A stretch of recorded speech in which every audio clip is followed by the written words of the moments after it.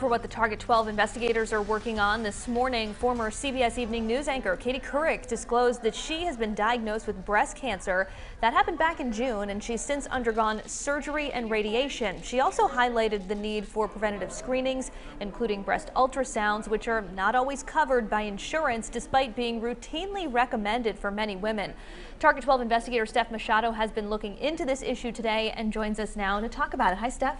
Hi, Kim and Kayla. So yeah, in her personal essay this morning announcing that breast cancer diagnosis, Katie Couric says the cancer was found during a routine screening that included a breast ultrasound in addition to her annual mammogram. She gets the ultrasound because she says she has dense breast tissue. According to the National Cancer Institute, nearly half of women who get mammograms have dense breasts. Doctors often recommend other imaging that can see more than the mammogram, like an ultrasound or a breast MRI.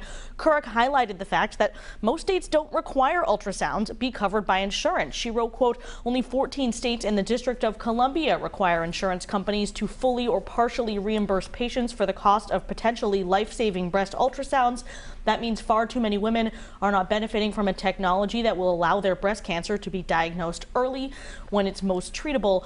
And Rhode Island and Massachusetts are among the states that do not require insurance coverage for breast ultrasounds, though they do mandate it for mammograms.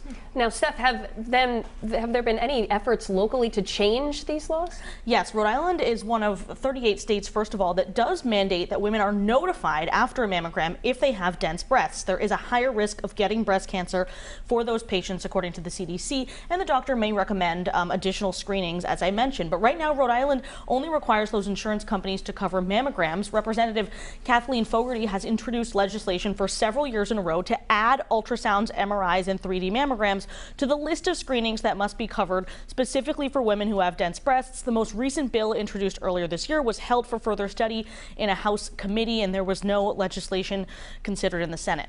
So held for further study means it didn't get voted on. Who opposed it? Why didn't it get brought to a vote?